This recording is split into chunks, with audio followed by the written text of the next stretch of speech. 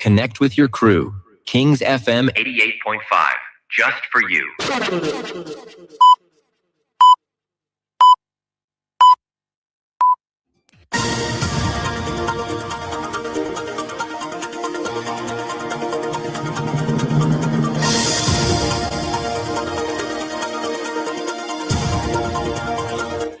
From Royal Communications Incorporated, good evening and welcome to King's News. Broom 45-minute news about Liberia, Africa in our one word. Today is Tuesday, December 16, 2025, and I'm Shemon Dia presenting. In the headlines, Liberia National Police warns 10 against using executive mansion as protest grounds. Warns as files stringent measures, but stand chairman Moba Molu calls on protesters to converge at the executive mansion. Supreme Court of Liberia issues writ of prohibition against executive branch of government for alleged wrongful dismissal of Dr. Dube Yan as executive director for Enfield. And as in the news tonight, aggrieved staffers of the Liberian Senate demand salary increment, claim prolonged neglect and hardship.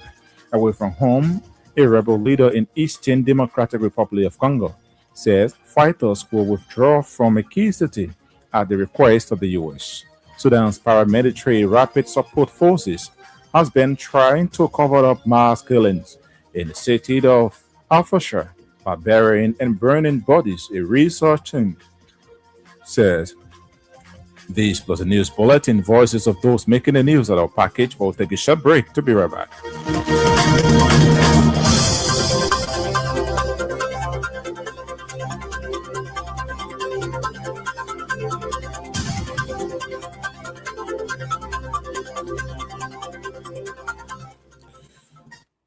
Welcome back at this John Chowi Johnson and Juice with the news bulletin.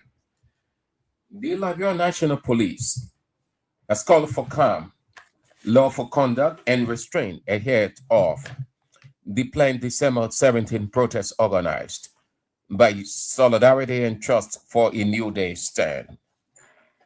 According to a statement from the Liberia National Police, the call is inconsistent with safety concerns, national security considerations, and citizens' constitutional right to peaceful assembly. In the statement released ahead of the protest, LNP disclosed it had formally engaged the leadership of STAN as part of what it described as a stand-up preventive dialogue-based approach to public order management. According to the police, the meeting focused on potential security risks associated with holding large public demonstrations during the Christmas season, a period characterized by heightened commercial activity, increased population movement, and expanded national security demands. The police emphasized that public gatherings at this time pose elevated risks to safety, mobility, and crowd control, and advised the solidarity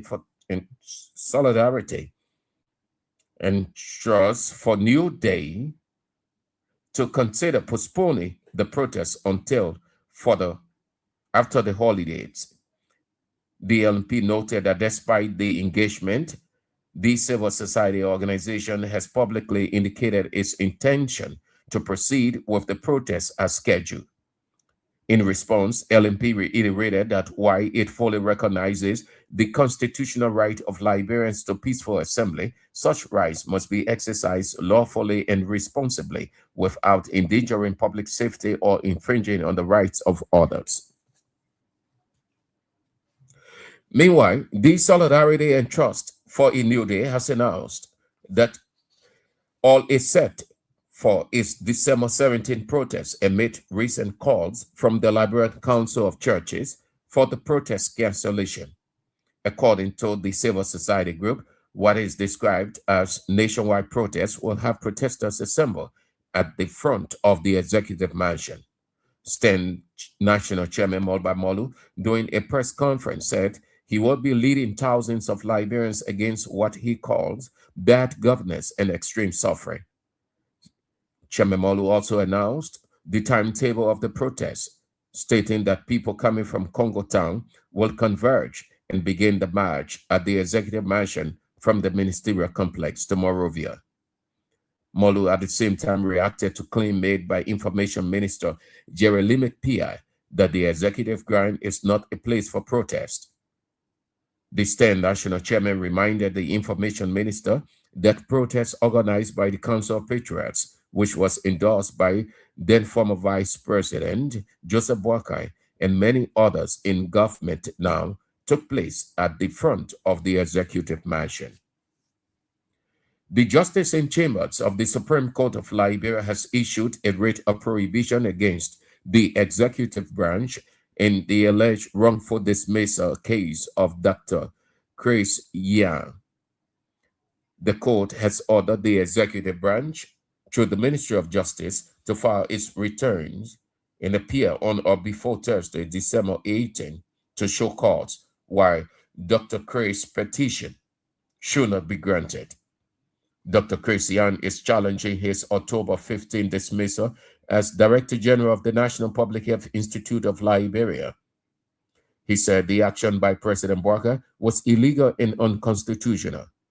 According to the petition, the president acted on a resolution from the National Public Health Institute of Liberia Board that provided no evidence of wrongdoing. Dr. Chris Yang said he was neither accused nor investigated before his removal. Aggrieved staffers of the Liberian Senate have criticized the Senate leadership over what they described as prolonged neglect, including failure to implement salary increment, among others. Speaking during a protest at the Capitol building Monday, the member of the Senate staffer accused the leadership of the Senate of bad labor practice and total disregard for their welfare. According to the employees at the Senate, face persistent marginalizations and violation of their rights.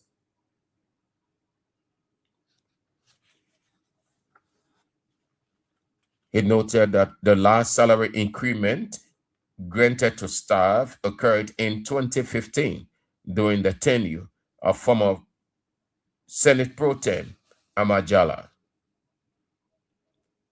The staff spokesman further argued that despite annual increment in the Senate over a budget, the welfare and needs of employees continue to be overlooked by the leadership. He alleged that while senators reportedly allocate more than $30 million for their operations, the staff budget amounts to only $1 million, a situation he described as a clear sign of neglect and institutional disregard. The Senate staffers for the call on the Senate leadership to immediately increase their budget, warning that failure to do so could lead to legal action. In response, Magibi County Senator Nathaniel McGill expressed disappointment over the situation and pledged to work with the Senate leadership and the Civil Service Agency to address their concern. Bon County District Representative Eugene Colley has assured residents of Swakoko of a thorough and transparent investigation into the death of Madam Quita Johnson, who was reportedly went missing and later found dead. The tragic incident, which occurred on December 10, sparked fear and public concern across the community. According to eyewitness account, the 50-year-old woman reportedly left her home around 2 a.m. on Sunday to attend a personal need, but never returned. Her body was later discovered along the road linking Swakoko Cemetery to the Perfect Rest Funeral Home. Initial reports from appointed jurors indicated no immediate signs of foul play. However, residents observed that the victim was found undressed, with visible wounds and missing body parts, raising serious questions surrounding the circumstances of her death. The ongoing Capitol building arson trial at Criminal Court A has taken a troubling turn, not because of any dramatic revelation against the accused, but due to the increasingly contradictory and confusing testimonies of state-owned key witness, Assistant Commissioner of Police Raphael Wilson as head of the Crime Services Division and prosecution principal witness. Wilson is expected to provide clarity and professional certainty, but instead his testimony has exposed serious weaknesses that now threaten the integrity of the state entire case against former House Speaker Fonati Kofa and co-defendants. Appearing before residents George Roosevelt Willie and the jury on Tuesday, Wilson delivered testimony in radio with inconsistencies that defense lawyers skillfully dismantled on the cross-examination. Central to the controversy was Wilson's account of physical evidence allegedly recovered from the Capitol building during the investigation. He testified that 8 cups of what he described as paints were also discovered on the third and fourth floors of the Capitol, but only after earlier evidence, namely a box of matches and an empty chlorine bottle with substance believed to be gas, had already been discovered. Councillor Arthur Johnson for the press to specify the date and time of the discovery of the additional evidence. Raphael Wilson conceded that he could not remember when they were found. He told the court that he can only recall the year the discovery of the additional evidence, which included the 8 cup of paint. Defense counsel Arthur Johnson further exposed contradictions between Raphael Wilson's oral testimony and his own special investigative report on additional evidences. And a pro-democracy organization, Youth Alliance for Responsible Governance, has called on the Liberian Senate not to concur with the bill proposed by the House of Representatives seeking the establishment of 14 electoral districts in the country. The chairman of the group, Derek Chie, claimed that it is the constitutional responsibility of the National Elections Commission to demarcate districts immediately after a nationwide census.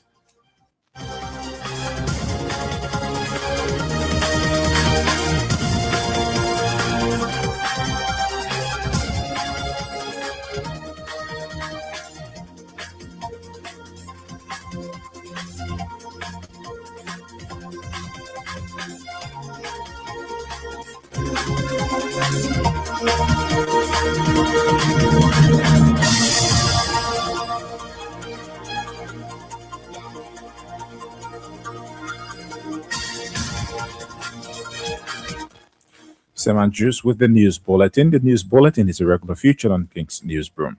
A reminder you're listening to King's Newsroom, 45 minutes news about Liberia, Africa, and our one world. Stories we follow tonight. Liberia National Police warns stand against using executive mansion as protest grounds. Vows stringent mentions but stand. Chairman Moba Bolu called on protesters to converge at the executive mansion.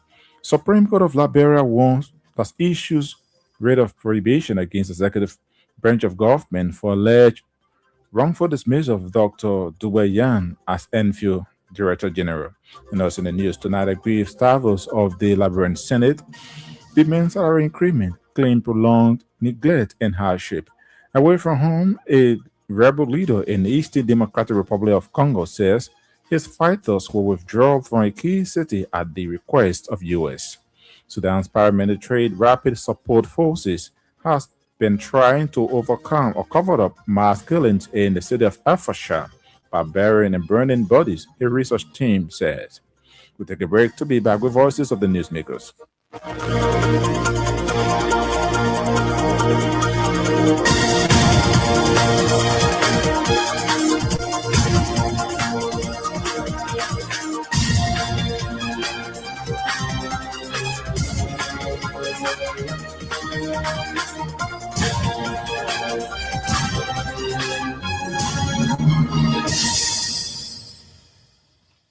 Welcome back and thanks for being there. Aggrieved staffers of the Liberian Senate have criticized The Senate leadership rewarded the strike as prolonged neglect, including failure to implement salary increment, among other things. Speaking during a protest at the Capitol building, a member of the Senate staff had accused the leadership of the Liberian Senate of bad labor practices and total disregard for welfare. We are disenchanted, we are disappointed, and we are disillusioned. The servants of the Liberian Senate over the years, before you became a member of the Senate, have been marginalized by our bosses. The very last time there was a salary increment here was in 2015, when former Senator Ahmad Jala of Papolu County was pro tem of the Liberian Senate. Since then, there has been no increment, not even a dime. But it will interest you to know that every budget year, the budget of the Liberian Senate takes an incremental step. There is no history that the budget has declined in any given year. I'll give you an example. The budget, the 2015 budget of the Liberian Senate, the approved national budget, is $14,635,051. The one you people approved for the $14,635,051. Of this money, if you look at the proposed budget 2026, it's $16,440,876. There's a variance or an incremental difference of $1,805,825. If you look at this budget for 2025, the basis staffers, their salary account for $1,550,000. If you look at the 30 of you, your budget is in $3 million. That means the budget you making 30 of you surpasses the budget of your staff in the both categories. While it is true you are our bosses, we have come not to request, but to respectfully demand an increment in our budget. A member of the Liberian Senate staff during a protest action. The Solidarity and Trust for a New Day has announced that all is set for its December 17 protest amid recent calls from the Liberia Council of Churches for the protest cancellation. According to the civil society group, what is described as a nationwide protest will have protesters assembled at the front of the executive mansion. STEM National Chairman Moma Molu, during a press conference, said he will be leading thousands of Liberians against what he called bad governance and extreme suffering. We will be peacefully confronting, peacefully marching from all the districts of Montserrat County. Those on Bourgeois Island will be assembling at the Clarendon store. Citizens, patriots, nationalists coming from the Paisley Belt will be assembling at the ministerial complex to the Kia Motor area in the perimeters of my residence. Those from Central Monrovia will be assembling at the G.W. Gibson High School on Capitol Bypass. So everything is set to take place on the 17th December 2025, when Liberians from all walks of life will be converging from the major surroundings, adjacent counties of Montserrat on towards Central Monrovia, which shall be the center of gravity to demand of President Boakai to lead or to leave. And of course, we heard that the government has insinuated businessly that the executive mansion is not a protest ground. The branch of the government that put out that fallacious information ought to know that there is a historical context to the convergence of people at the executive mansion. 1980, March 7, the People's Progressive Party conducted a midnight march at the executive mansion premises. 1980, May, students from different academic institutions converged at the executive mansion to demand of the military government then to return to the barracks. 2003, April, different women groupings had a peaceful assembly at the executive mansion to demand a restoration of peace and democracy, and to demand that different political actors take very seriously the imperative of initiated peace, to put the history of war beyond, and to initiate or to initialize plans towards democratic governance. That was 2003 at the executive mansion, a march that was conducted or carried out by different women groupings. During the turning of former President Weah on June 7, 2019, the Council of Patriots also conducted a march that was premised at the executive mansion. And even President Barker, who was then in the opposition, was an attendant of that march. Then subsequently, in 2020, the City Council of Patriots also carried out a march at the premises of the executive mansion. Stan National Chairman Moba Molu there speaking. Bon County District 5 Representative Eugene Colley has assured residents of Swakoko of a thorough and transparent investigation into the death of Madam Quita Johnson, who was reportedly missing and later found dead. The tragic incident occurred on December 10 and has sparked fear and public concern across the community.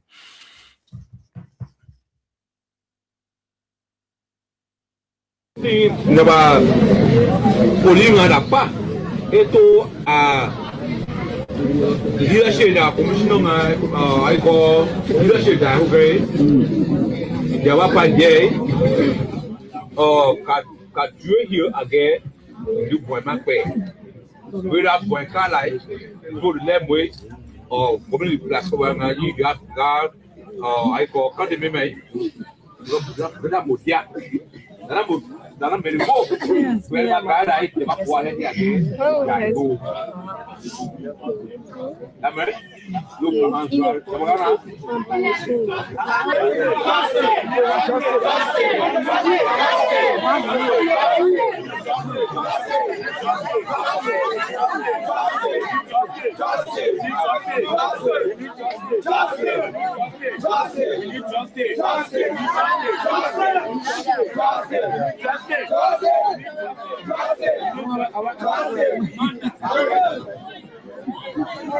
So in order that justice to grow, this is the remedy we are trying to perform. Therefore, also need all of you guys' expertise. We need you guys' expertise in the process. We need you guys' help in the process. We want you to go to every look in the product of the town. To get information. Manda.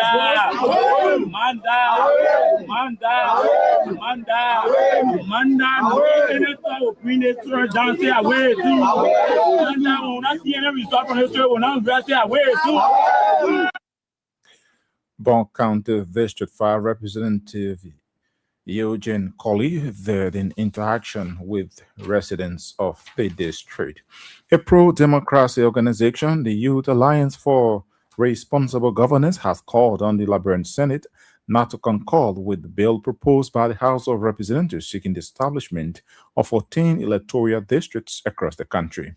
The chairman of the group, David Chie, claimed that it is the constitutional responsibility of the National Elections Commission to demarcate districts immediately after a nationwide census. Youth Alliance for Responsible Governance urges the Liberian Senate to decline concurrence on the creation of 14 additional legislative seats proposed by the House of Representatives. Even more troubling is that this consequential decision was taken without broad citizens' consultation, transparency, or national consensus. We unequivocally characterize this action as undemocratic and a blatant affront to the people's sovereignty. So we are saying to them, you cannot pass this bill without reaching out to your employers. This is undemocratic and an affront to all the Liberian people. It is therefore unfathomable that lawmakers, soon custodians of the law, who disregard the doctrine of the separation of powers by usurping functions constitutionally assigned to another organ of government. This action is in direct contravention of Article 80E of the 1986 Liberian Constitution, which states, immediately following a national census and before the next election, the Elections Commission shall reapportion their constituencies in accordance with the new population figures. That is translated as in, after you shall have had a census, as it was held in 2022, immediately after the census, the national election sure is compulsory, is mandatory in the Constitution, disaggregate them, and do redistricting and reapportionment. The National Elections Commission not the legislature. And it says not only so, but you should do that in a constitutional time frame before the next election. When was the next election? The legislature had a chance to have gone to the election commission and said, you have to go about redistricting based on the new figure, because let's just submitted a report to them of the 5.2 million plus people who are in Liberia. They had the data in their possession. Why couldn't they reach out to the NEC? But they went and sat down, idly by, and waited for this time. The constitutional time frame has elapsed, so that even right now, the constitutionally mandated organ of government, the NEC, does not have that power, does not have the authority as provided by law to carry out any form of redistricting. Is that possible?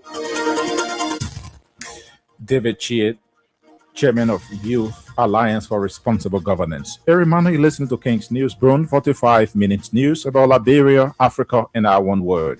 Stories we're following tonight: Liberia National Police won't stand against using executive mansion as protest grounds, vows the stringent mentions, but stand Chairman Moba Molu calls on protesters to converge at executive mansion. Supreme Court of Liberia issues writ of prohibition against executive branch of government for alleged wrongful dismissal of Dr. Dubayan as NFIL Director General. Aggrieved staffers of the Liberian Senate demand salary increment, claimed prolonged neglect and hardship. Away from home, a rebel leader in Eastern Democratic Republic of Congo says his fighters will withdraw from a key city at the request of the U.S. Sudan's paramilitary Rapid Support Forces has been trying to cover up mass killings in the city of Al-Fashar by burying and burning bodies. A research team says. We'll take a break to continue with more voices.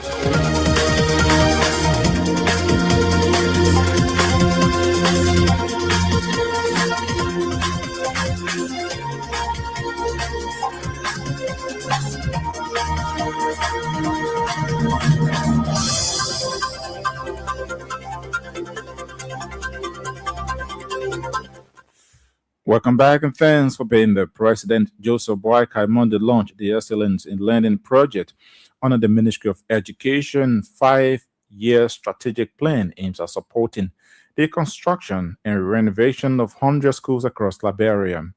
In a special remark, President Boakai described the event as far more than the launching of a development program, characterizing it as a clear statement of Liberia's national identity and its commitment to the future of its children. Today is more than just unveiling a program. It is a clear statement of who we are as Liberians and as a nation, what we believe about the future of our children. At its core, the project speaks to a simple but powerful truth. Every Liberian child, no matter where that child is born or raised, deserves quality education and a real opportunity to succeed. And as a matter of fact, we are proud of it. When we invest in education, we are not just building school or training teachers. We are shaping the future of our country. Education is the foundation on which national development is built. If we get education right, we set Liberia on the right path for generations more. I always say this government and we are not about the next election. We are about the next generation. We fail our children in the classroom, we risk failing the Liberia tomorrow. This is why Excel matters. It is a bold vision of inclusive, rich, transformative impact. We're therefore here today to roll out this all-important program that bears the following four critical target areas. 1, improving equitable access to primary education through the construction of 100 innovative climate-resilient schools. School capitation grant program targeting school renovation, rehabilitation, performance-based grants to incentivize merit and excellence at school. 3, school-based violence prevention program. 4, system strengthening to deliver foundational learning of a timely and quality honor school, census, and national primary learning assessments. Through this initiative, more than 350 children will benefit. Over 15,000 teachers will receive better training and support. School leaders across 15 counties in every political district will be better equipped to lead. Our schools will become safer, stronger, more resilient. This is how we intentionally build Nigeria's human capital fairly and sustainably.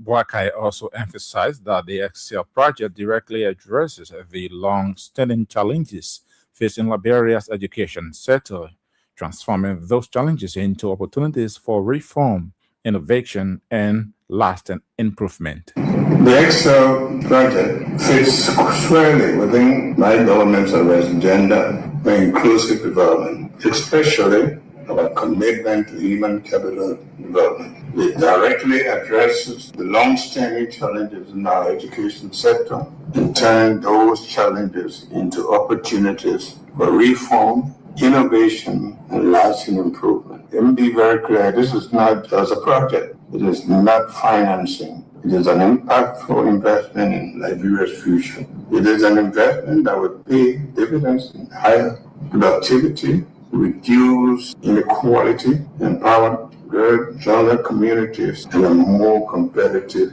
nation. I want to start by thanking our partners. And as I listen to them today, it reminds me of a little girl that was praying for a pair of shoes, and she was shouting so much, and somebody said, "You don't need to shout. God is not deaf. Keep our promises." And I listened to Andy, to one. We want to thank you so much for making it clear as to what this country needs to move. The development of this country came with a big plate, and we're very happy to have you here. I'm very pleased to be with you today as we launch the Excellence in Learning project in Liberia, widely known as Excel. President Joseph Boakai, during the launch, Finance Minister Augustine Gaffwan also highlighted the government's determination to address learning poverty and strengthen the foundation of national development through education. Gaffwan said the Excellence in Learning Project 5-year strategic plan will address key issues that will improve the educational sector. We know that today we can talk about launching, but we have roles to tread. I can recall the dedication, the passion in Washington, D.C., negotiating the financing with Georgia and her team and the GPE team. And let me thank all the donors, including those that contribute to the pool fund of GPE, including the EU and others. Let me thank the World Bank. The emphasis here is, I told Georgia, I like this, reducing learning poverty. Reducing learning poverty. Because when we talk poverty, people, when they think about cash and the issue of bread and butter, what is bread and butter? Some will say, what is the essence of the education? How does it address the bread and butter issue? Some will say so. All I can say is this. Today, I can afford my bread and butter. The president can afford his bread and butter. Dr. Jala can afford, and many of you here can afford your bread and butter, and maybe with some cheese. But it could only happen because of a strong foundation. Years back, we all had a strong foundation. So, in the context of intergenerational equity, where today's generation is fair to tomorrow's generation, we cannot only be thinking about bread and butter for today, or bread and butter for tomorrow. I know that we are doing a whole lot in the school feeding program, which government is funding. Finance Minister Augustine Gaffwan. Several civil society organizations have adopted a 6-count resolution aimed at petitioning the national legislature for the allotment of 1% of the proposed national budget to be given to support CSO's operation in Liberia. The CSOs, including the Better Future Foundation, the Presidency of Liberia, the Center for Transparency and Accountability in Liberia, among many others. Speaking during the opening of the forum, the executive director of the Better Future Foundation, Reverend Augustine Akwe, said there is a need for the government to assist CSOs because of the drastic reduction of international assistance to the CSOs in Liberia. We urgently petition the national legislature to enact legislation to establish this dedicated funding mechanism, ensuring a sustainable, predictable, and nationally owned platform for CSOs to continue their essential work in enhancing peace, democracy, and sustainable development.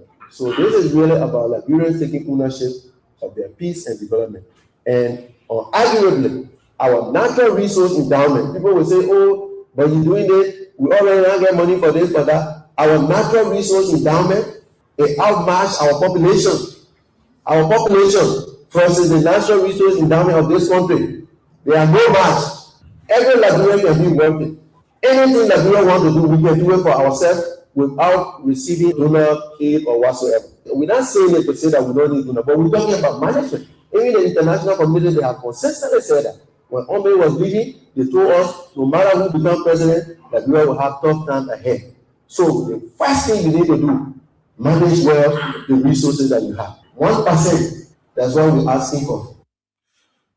Also speaking, Sando County Representative Romeo Kuya, who represented House Speaker Rachel Cohn, assured the CSOs that their request will be given serious consideration when the petition reaches the plenary of the House of The Representatives. civil society organizations are indispensable partners in nation building. They amplify the voices of marginalized communities, promote transparency in governance, monitors service delivery, and strengthen diplomatic participation. Liberia's progress from peace building to electoral reforms, from community development to social protection has been indispensable and possible without the constructive engagement of CSO. You know, the CSO, you are our partners in progress. We only hire sin. Because without you, we can't go forward. We need you.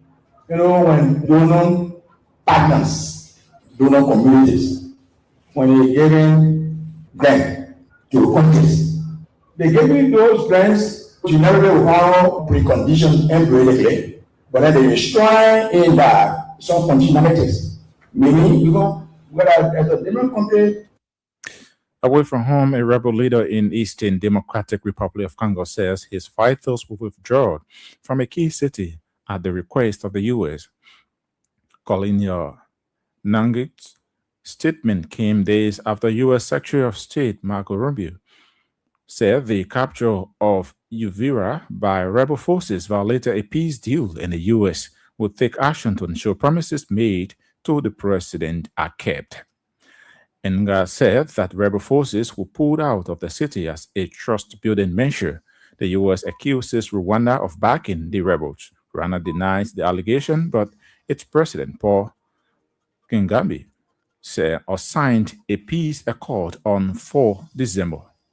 And Sudan's paramilitary rapid support forces has been trying to cover up mass killings in the city of Al-Fashar by burying and burning bodies, a research team says. The RSF had drawn international condemnation and made reports of executions and crimes against humanity when the fighters captured the city in October. Now, on this analysis of satellite images by the Humanitarian Research Lab shows the RSF likely disposed of 10,000 of bodies after seizing Al-Fashar. Well, on that note, that's how we come to the end of this edition of King's Newsroom. But before we leave, a quick reminder of stories we followed in the headlines. Liberia National Police won't stand against using executive mansion as protest grounds, vows stringent measures, but then Chairman Moba Molu calls on protesters to converge at the executive mansion. Supreme Court of Liberia issues writ of prohibition against executive branch of government for alleged wrongful dismissal of Dr. Dubayan as NFIL Director General. You also heard in the news aggrieved staffers of the Liberian Senate demand salary increment, claimed prolonged neglect and hardship. Away from home, a rebel leader in the Eastern Democratic Republic of Congo says his fighters will withdraw from a key city at the request of the U.S. Sudan's paramilitary Rapid Support Forces has been trying to cover up mass killings in the city of Hertfordshire by burying and burning bodies, a research team has said. Many thanks to our reporters, correspondents, and all those who have been making this edition of King's Newsroom a success. Sam Andrew brought you the news bulletin. Marvin Vass had a control and handled the technical aspect of this edition. On behalf of the team, I'm Shemodale. I presented. Thanks for listening and watching.